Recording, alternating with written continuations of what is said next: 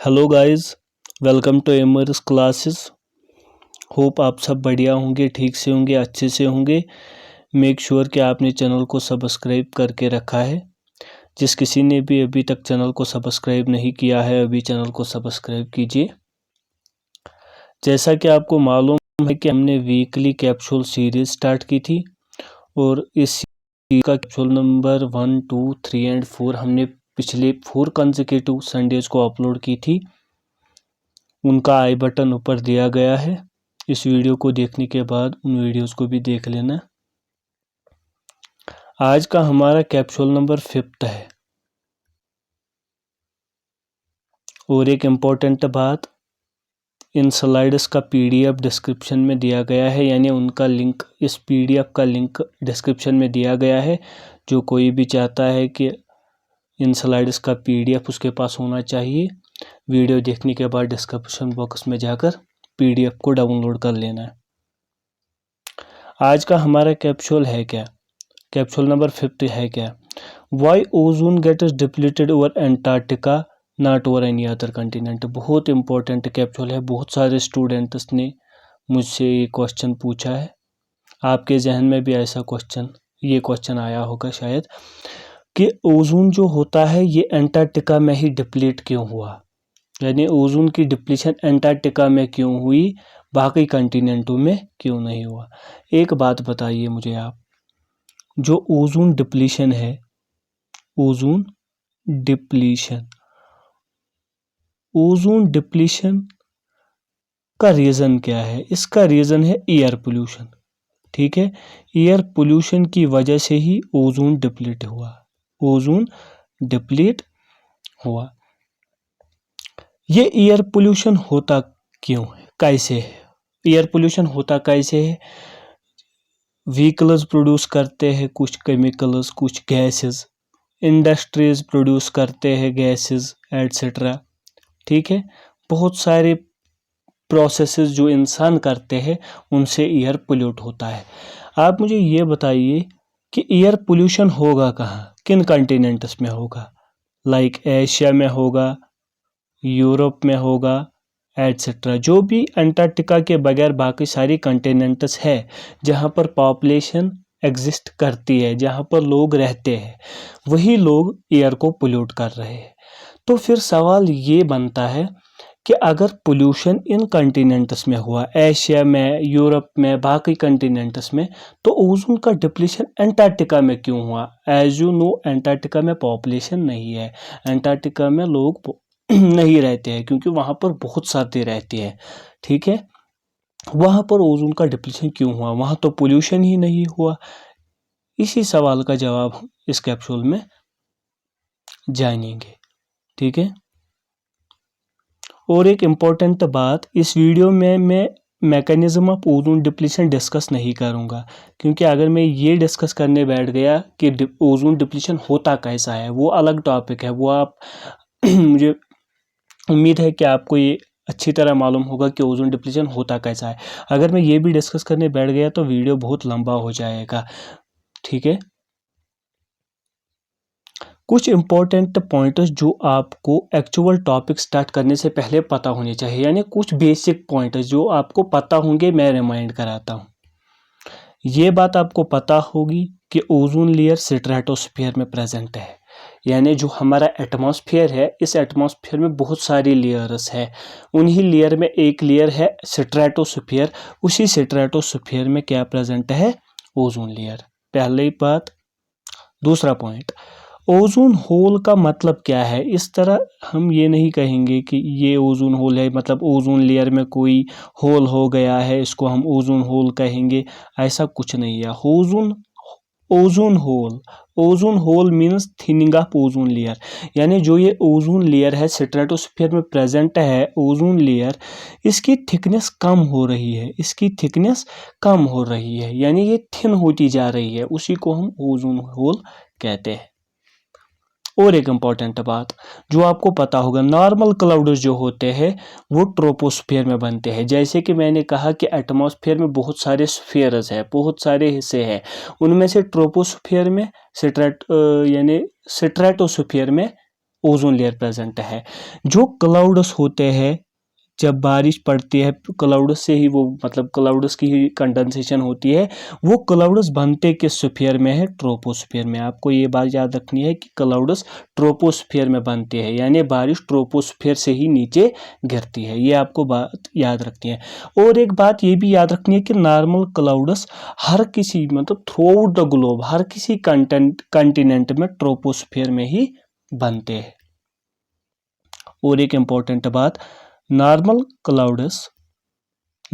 clouds are formed in stratosphere due to normal clouds are formed in stratosphere due to no ये गलत slide है।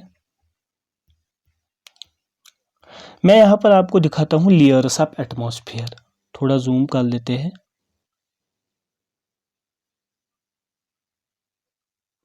ठीक है, sorry ये थोड़ा ठीक है, अब ये ठीक आ गया। Sorry for that. देखिए लेयर्स ऑफ एटमॉस्फेयर में क्या है, ये पूरा एटमॉस्फेयर है, ये पूरा एटमॉस्फेयर है। ये आपको मालूम है ये अर्थ है। अर्थ के ऊपर जो स्फीयर है उसको हम ट्रोपोस्फीयर कहते हैं। इसी ट्रोपोस्फीयर में क्लाउड्स बन रहे हैं। ये आपको क्लाउड्स दिखाई दे रहे होंगे। क्लाउड्स इसी में प्लेन्स व्लेन्स जेट्स वेट्स सब कुछ दौड़ते हैं, यानी जो जेट्स एयरप्लेन्स वो इसी ट्रोपोस्फीयर में ट्रैवल करते हैं। इसके ऊपर है स्ट्रेटोस्फीयर। स्ट्रेटोस्फीयर में ही ओजोन लेयर है। ये देखिए ओजोन लेयर जो है स्ट्रेटोस्फीयर में। बाकी भी कुछ लेयर्स है, मेसोस्फीयर, थर्मोस्फीयर, एक्सोस्फीयर, इनके बारे में हम इधर डिस्कस नहीं करेंगे। ये दो आप याद रखिए कि ट्रोपोस्फीयर में क्लाउड्स बनते हैं और स्ट्रेटोस्फीयर नॉर्मल क्लाउड्स, और स्ट्रेटोस्फीयर में ओजोन लेयर प्रेजेंट होती है। ठीक है, पॉइंट और एक याद रखना है आपको। देखिए पोल्यूशन हो जाता है। ठीक है, पोल्यूशन इन कॉन्टिनेंट्स में होता है, एशिया, यूरोप, और ओजोन डिप्लीशन हर जगह होती है। ये बात आपको याद रखनी है कि ओजोन डिप्लीशन हर जगह होती है। ये सिर्फ एंटार्क्टिका में ओजोन डिप्लीट नहीं हो रही है, ये हर कॉन्टिनेंट में हो रही है, चाहे एशिया हो, चाहे साउथ अमेरिका हो, चाहे यूरोप हो, चाहे ऑस्ट्रेलिया हो, जो सारे कॉन्टिनेंट्स है, हर किसी कॉन्टिनेंट में, वेरी इंपॉर्टेंट बात, हर किसी कॉन्टिनेंट में ओजोन डिप्लीट हो रहा है। यानी ये सिर्फ एंटार्क्टिका में नहीं हो रहा है, ये ओजोन डिप्लीशन हर जगह हो रहा है। तो फिर हम पढ़ते क्यों हैं एंटार्क्टिका में, वो भी मैं आगे बताऊंगा। पहले आप ये देखिए, इन एवरी कॉन्टिनेंट, हर किसी कॉन्टिनेंट के स्ट्रेटोस्फीयर में ओजोन लेयर की डिप्लीशन होती है, but it's rate is much faster in Antarctica. मगर ये ओजोन डिप्लीशन बहुत तेजी से एंटार्क्टिका में हो रही है। एंटार्क्टिका में बाकी कॉन्टिनेंट्स के मध्य मुकाबल ज़्यादा हो रही है ओजोन डिप्लीशन, इसीलिए हम एंटार्क्टिका के बारे में ज़्यादा पढ़ते हैं, यानी वहाँ ज़्यादा इसकी थिकनेस कम हो गई है ओजोन लेयर की। That is why Antarctica is more considered. इसीलिए हम अंटार्कटिका के बारे में पढ़ते हैं, उसी में हम उसी की ओजोन डिप्लीशन हम पढ़ रहे हैं, क्योंकि वहाँ पर ज़्यादा थिकनेस कम हो गई है ओजोन लेयर की। वहाँ पर ओजोन डिप्लीशन बाकी कॉन्टिनेंटों के मुकाबले बहुत ज़्यादा हो रही है। ठीक है, अगर मैं ये एक इमेज ये मैंने गूगल से लाई है, ये अर्थ की इमेज है। जो ये ब्लूइश कलर है, ब्लूइश कलर रिप्रेजेंट करती है ozone layer depletion, ozone layer depletion, ozone layer depletion. जितना ये मतलब डार्क कलर है, डार्क ब्लू मीन्स ज़्यादा ozone depletion, light blue means less ozone depletion. ठीक है, मतलब ये ऐसी इमेजेस आपने बहुत सारी देखी होंगी, ये मैंने गूगल से लाई है आपको दिखाने के लिए। अब ये सवाल उठता है कि ओजोन डिप्लीशन तेजी से अंटार्कटिका में क्यों हो रही है। यही सवाल है कि अगर ओजोन डिप्लीशन हर कॉन्टिनेंट में होती है, लेकिन अंटार्कटिका में बहुत ज़्यादा तेजी से हो रही है ओजोन डिप्लीशन। क्यों बहुत तेजी से हो रही है? वहाँ तो पोल्यूशन भी क्रिएट नहीं होता है, वही हम जानने की कोशिश करेंगे। जैसा कि आपको पता है, देखिए क्या होता है, जो ये कॉन्टिनेंट्स होते हैं, एशिया, अमेरिका, ये कॉन्टिनेंट्स पोल्यूटेंट्स प्रोड्यूस करते हैं। कैसे? Due to human activities pollutants create होते हैं। उनमें स्पेशली एक पोल्यूटेंट है CFC, क्लोरोफ्लोरोकार्बन्स। क्लोरोफ्लोरोकार्बन्स भी पोल्यूटेंट्स है। ये भी पोल्यूशन के ज़रिए एटमॉस्फेयर में चला जाता है। ये कंट्रीज़ अमेरिका, एशिया, यूरोप, ऐसे कंट्रीज़ जो पोल्यूशन क्रिएट करते हैं, ये जो गैसेस होते हैं, कौन? पोल्यूटेंट्स, ये एटमॉस्फेयर में चले जाते हैं आफ्टर रिलीजिंग, मतलब जब ये रिलीज होते हैं pollutant due to human activity, जब पोल्यूटेंट्स बनते हैं तो ये एटमॉस्फेयर में चले जाते हैं। तो ये जो पोल्यूटेंट्स होते हैं स्पेशली CFCs, इन्हीं की बात हम करेंगे। CFCs की ज़्यादातर बहुत सारे पोल्यूटेंट्स है जो ओजोन डिप्लीट करते हैं, लेकिन मैं पर्टिकुलरली CFC को ले रहा हूँ, क्लोरोफ्लोरोकार्बन को ले रहा हूँ। ये pollutants through out the troposphere spread होते हैं, यानी ट्रोपोस्फीयर में ये हर जगह through out the world spread होते हैं।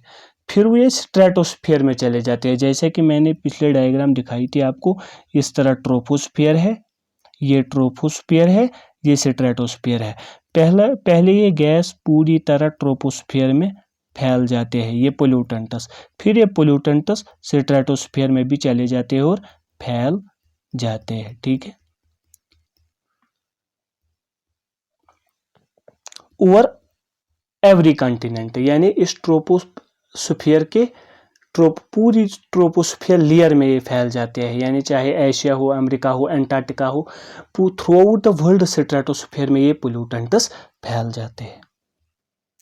मगर अब अंटार्कटिका में ऐसा क्या होता है कि वहां ओजोन डिप्लीशन तेजी से हो रही है, यानी ये पोल्यूटेंट जो है स्पेशली CFCs, ये स्ट्रेटोस्फीयर में चले जाते हैं और पूरी स्ट्रेटोस्फीयर लेयर में स्प्रेड होती है। हर किसी कंटिनेंट के स्ट्रेटोस्फीयर में स्प्रेड होती है। इसका मतलब है हर किसी कंटिनेंट में ये ओजोन डिप्लीशन करेगी, यानी हर किसी कंटिनेंट के ट्रोपोस्फीयर में ओजोन की डिप्लीशन होगी, लेकिन अंटार्कटिका में तेजी से होंगी। क्यों? अंटार्कटिका में टेम्परेचर बहुत कम होता है, ठीक है। मगर जब इसका टेम्परेचर -78 डिग्री सेल्सियस या इससे भी कम चला जाता है, जब अंटार्कटिका में टेम्परेचर -78 डिग्री सेल्सियस या इससे कम चला जाता है, ठीक है, तब ओजोन डिप्लीशन की रेट बहुत ज़्यादा बढ़ जाती है। ये कब होता है? इतना टेम्परेचर डाउन कब होता है? लेट विंटर्स और अर्ली स्प्रिंग्स में। अंटार्कटिका में लेट विंटर और अर्ली स्प्रिंग में जो टाइम पीरियड आ रहा है, उसी टाइम पीरियड में टेम्परेचर बहुत डाउन हो जाता है, -78 से भी नीचे। उसकी वजह से ओजोन डिप्लीशन की रेट इस टाइम पीरियड में बहुत ज़्यादा होती है, ठीक है। इसी टाइम पीरियड में, यानी लेट विंटर्स और अर्ली स्प्रिंग के दरमियान, due to low temperature, stratosphere यानी जो पोलर रीजन्स होते हैं, यानी अंटार्कटिका में लेट विंटर और अर्ली स्प्रिंग के टाइम, मतलब इस टाइम पीरियड के दौरान टेम्परेचर बहुत नीचे चला जाता है। उस टेम्परेचर नीचे चले जाने की वजह से अंटार्कटिका के स्ट्रेटोस्फीयर में स्पेशल क्लाउड्स बनते हैं। उनका नाम है पोलर स्ट्रेटोस्फेरिक क्लाउड्स। याद रखना, ये क्लाउड्स सिर्फ और सिर्फ पोलर रीजन्स में लाइक अंटार्कटिका में बनते हैं और स्ट्रेटोस्फीयर में बनते हैं। स्पेशली स्ट्रेटोस्फीयर में कोई क्लाउड बनता ही नहीं है। जैसे मैंने आपको बताया कि नॉर्मल क्लाउड सिर्फ और सिर्फ ट्रोपोस्फीयर में बनते हैं, ठीक है, थ्रू आउट द वर्ल्ड, इधर भी, यानी अंटार्कटिका में भी वो नॉर्मल क्लाउड्स बनते हैं ट्रोपोस्फीयर में। मगर खाली एक जगह, यानी खाली पोलर रीजन्स में due to low temperature stratosphere में क्लाउड्स बनते हैं। बाकी किसी दुनिया के किसी कंटिनेंट में स्ट्रेटोस्फीयर में क्लाउड नहीं बनते हैं। यहाँ बनते हैं क्योंकि यहाँ टेम्परेचर बहुत नीचे चला जाता है, -78 डिग्री सेल्सियस या उससे नीचे जब चला जाता है, तो ये special clouds in polar regions के स्ट्रेटोस्फीयर में बनते हैं। उनका नाम है पोलर स्ट्रेटोस्फेरिक क्लाउड्स। इनको पोलर स्ट्रेटोस्फेरिक क्लाउड्स इसलिए कहते हैं क्योंकि ये पोलर रीजन में बनते हैं और पोलर रीजन के स्ट्रेटोस्फीयर में बनते हैं, ठीक है। इनको पोलर स्ट्रेटोस्फेरिक क्लाउड्स क्यों कहते हैं? जैसे कि मैंने बताया, ये क्लाउड्स स्ट्रेटोस्फीयर में बनते हैं और पोलर रीजन्स में बनते हैं, इसीलिए इनका नाम है पोलर स्ट्रेटोस्फेरिक क्लाउड्स।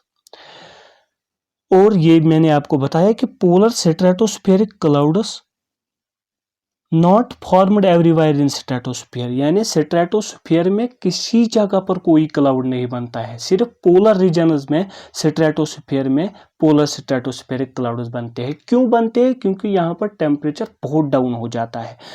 ठीक है, they are formed only in Antarctica यानी पोलर रीजन्स में, क्योंकि टेम्परेचर बहुत नीचे चला जाता है। जैसे कि मैंने अभी बताया आपको कि थ्रू आउट द ट्रोपोस्फियर अब पोल्यूटेंट्स फैल चुके हैं। इसका मतलब है जो स्ट्रेटोस्फियर होगा, जो मतलब एंटार्क्टिका होगा, एंटार्क्टिका के स्ट्रेटोस्फियर में भी क्लोरोफ्लोरोकार्बन्स पोल्यूटेंट्स पहुंच चुके होंगे। इसका मतलब क्या होगा? जो ये पोलर स्ट्रेटोस्फेरिक क्लाउड्स है, इनमें CFCs भी प्रेजेंट होंगे। इन क्लाउड्स में ये पोल्यूटेंट्स प्रेजेंट होंगे, क्लोरोफ्लोरोकार्बन, जो पोल्यूशन की वजह से क्रिएट हुए हैं। इन क्लाउड्स में और क्या होता है? एक तो ये पोल्यूटेंट्स होते हैं। इन क्लाउड्स में नाइट्रिक एसिड और वाटर भी प्रेजेंट होता है। अगर कोई आपको कहेगा कि polar stratospheric clouds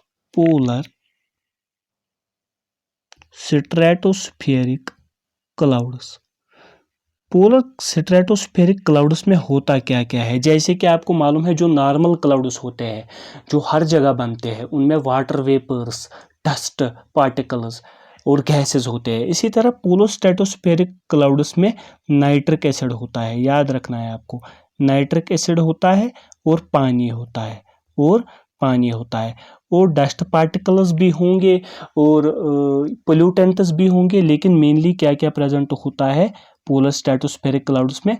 nitric acid और वाटर। इसके अलावा पोल्यूटेंट्स भी प्रेजेंट होंगे लाइक CFCs। इसके अलावा डस्ट पार्टिकल्स भी कुछ प्रेजेंट होंगे। ठीक है, यही लिखा है। इन क्लाउड्स में, जो पोलर स्ट्रेटोस्फेरिक क्लाउड्स है, इनमें नाइट्रिक एसिड प्रेजेंट होता है, वाटर प्रेजेंट होता है। लेकिन ये प्रेजेंट कैसे होते हैं? याद आपको ये रखना है कि ये नाइट्रिक एसिड और वाटर प्रेजेंट होते हैं in the form of nitric acid trihydrate. Nitric trihydrate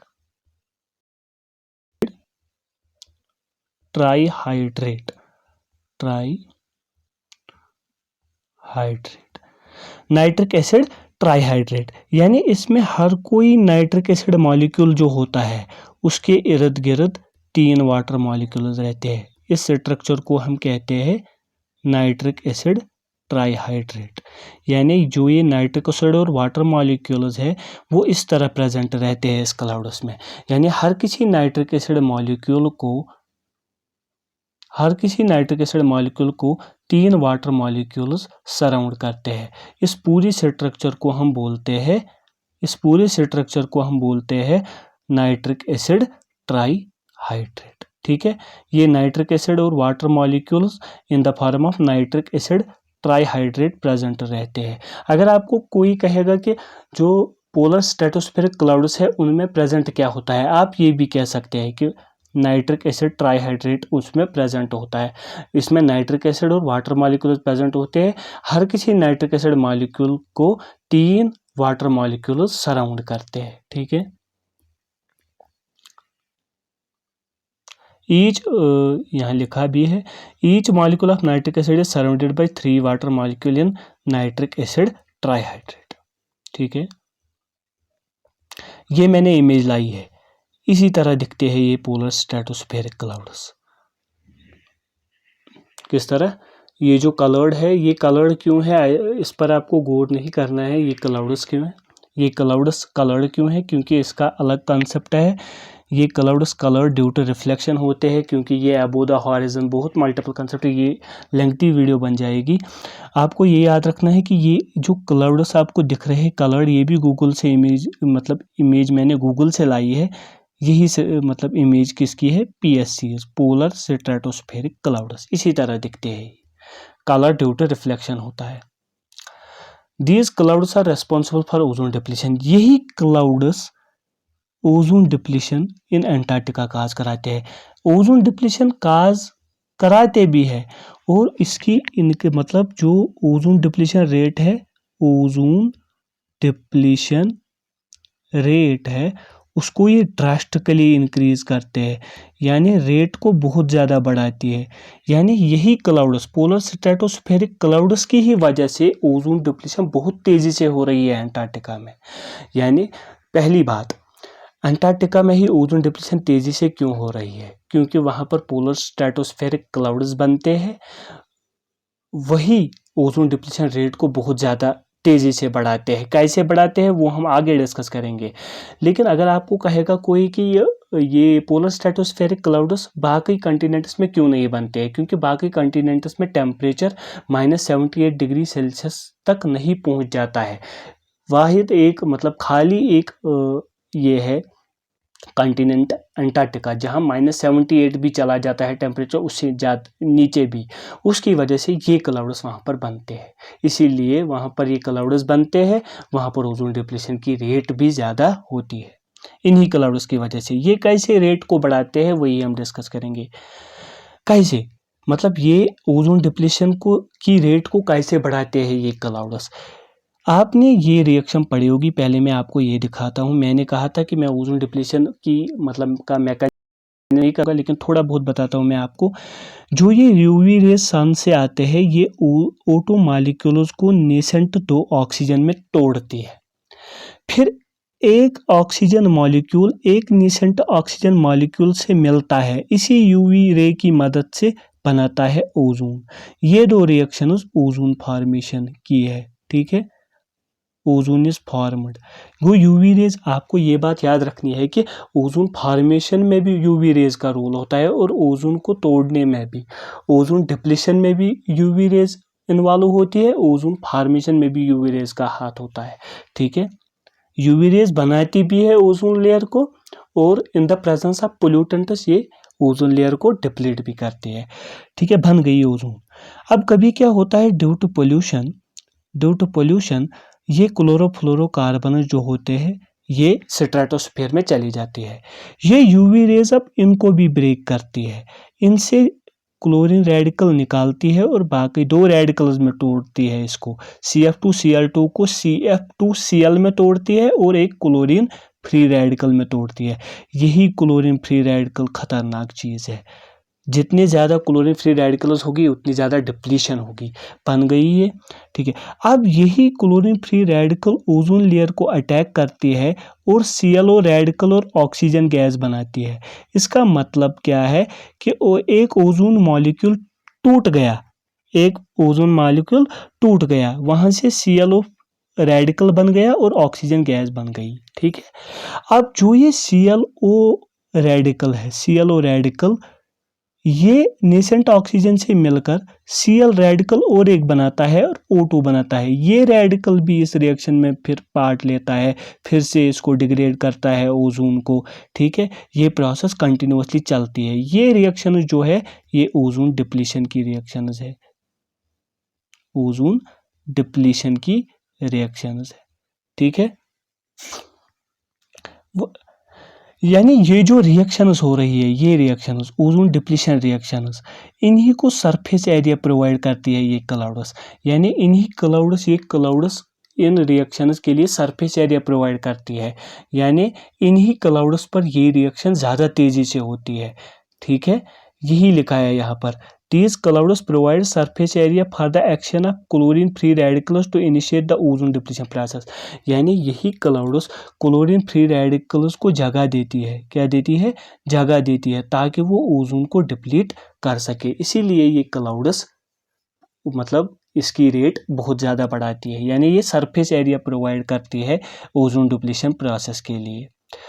दूसरी फंक्शन क्या है इसके लिए, ये जो क्लाउड्स है ये स्ट्रेटोस्फीयर से नाइट्रोजन कंपाउंड्स को निकालती है, रिमूव करती है।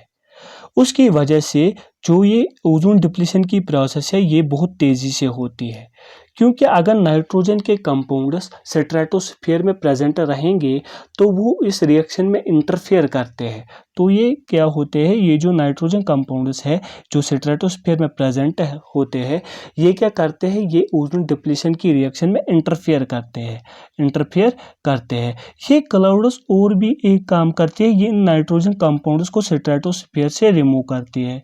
क्या करती है, रिमूव करती है। इसका मतलब क्या हुआ, अब ओजोन डिप्लीशन प्रोसेस में ये इन्वॉल्व नहीं होंगे, यानी उसकी रेट को कम नहीं करेंगे। इस वजह से भी ये क्लाउड्स रेट बढ़ाने में अहम रोल करती है, यानी ओजोन डिप्लीशन बहुत तेजी से बढ़ रही है। वैसे तो नॉर्मली जिस तरह ओजोन डिप्लीशन बाकी कंटिनेंटों में होती है उस तरह तो स्ट्रेटोस्फीयर में होती भी है, लेकिन ये पोलर स्ट्रेटोस्फेरिक क्लाउड्स उस रेट को और ज़्यादा बढ़ाती है due to these two functions.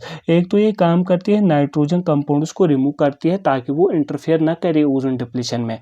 दूसरी फंक्शन ये करते हैं ये क्लाउड्स कि ये सरफेस एरिया प्रोवाइड करती है इन ओजोन डिप्लीशन रिएक्शंस के लिए। इन्हीं दो फंक्शंस की वजह से पोलर स्ट्रेटोस्फेरिक क्लाउड्स इस ओजोन डिप्लीशन की रेट को बहुत ड्रास्टिकली इंक्रीज करते हैं। ठीक है, हम ये भी कह सकते हैं कि ये जो स्पेशल क्लाउड्स होते हैं पोलर स्ट्रेटोस्फेरिक क्लाउड्स, ये एज ए कैटलिस्ट काम करते हैं, यानी ओजोन डिप्लीशन में एज ए कैटलिस्ट ये सरफेस एरिया प्रोवाइड करते हैं इस रिएक्शन के लिए, यानी ये एज ए कैटलिस्ट इसमें काम करते हैं। हम कह सकते हैं कि polar due to polar stratospheric clouds which are present in the stratosphere of Antarctica, ठीक है, ओजोन डिप्लीशन रेट बिकम्स मतलब इंक्रीजेज ड्रास्टिकली, यानी इन्हीं क्लाउड्स की वजह से ओजोन डिप्लीशन की रेट ड्रास्टिकली इंक्रीज होती है। कहाँ पर, एंटार्क्टिका में। इस वजह से वहाँ पर ओजोन डिप्लीशन बहुत तेज़ी से हो रही है, मतलब ओजोन डिप्लीशन बहुत तेज़ी से हो रही है और वहाँ पर थिकनेस बहुत कम होती जा रही है ओजोन की, इसलिए हम कह रहे हैं कि ओजोन डिप्लीशन वहाँ पर हो रही है। अगरचे वहाँ पर पोल्यूशन हो भी नहीं रहा है फिर भी वहाँ पर ओजोन डिप्लीशन बहुत तेज़ी से हो रही है, क्योंकि वहाँ पर ये स्पेशल क्लाउड्स बन रहे हैं। ये स्पेशल क्लाउड्स इसलिए बन रहे हैं क्योंकि वहाँ पर टेम्परेचर बहुत डाउन जाता है। ठीक है, अगर हम कंक्लूजन करेंगे, मतलब कंक्लूड करेंगे, very low temperature and the formation of the special clouds, कौन special clouds, polar stratospheric clouds, ठीक है, are responsible for the ozone depletion in Antarctica, यानी लो टेम्परेचर होने की वजह से अंटार्कटिका में ये क्लाउड्स बनते हैं और इन क्लाउड्स की वजह से ओजोन डिप्लीशन की रेट बहुत ज़्यादा बढ़ती है अंटार्कटिका में। इससे क्या होता है, अगर वहाँ पर पोल्यूशन भी नहीं होता है तो इनकी वजह से, यानी बहुत लो टेम्परेचर वहाँ पर होता है, उन लो टेम्परेचर होने की वजह से पोलर स्ट्रेटोस्फेरिक क्लाउड्स बनते हैं। यही polar stratospheric clouds ozone depletion की रेट को ड्रास्टिकली इंक्रीज करते हैं। ठीक है, आई होप आपको इस सवाल का जवाब क्लियर हो गया होगा। इसी तरह के शॉर्ट वीडियोस, शॉर्ट कॉन्सेप्ट्स और क्वेश्चंस देखने के लिए चैनल को सब्सक्राइब करो। आई होप आपने चैनल को सब्सक्राइब किया होगा। अगर किसी ने अभी तक भी चैनल को सब्सक्राइब नहीं किया तो अभी जाकर चैनल को सब्सक्राइब कीजिए। मिलते हैं नेक्स्ट संडे को नेक्स्ट कैप्सूल के साथ। तब तक के लिए खुश रहिए और पॉजिटिव रहिए। Thanks for watching. अल्लाह हाफिज़।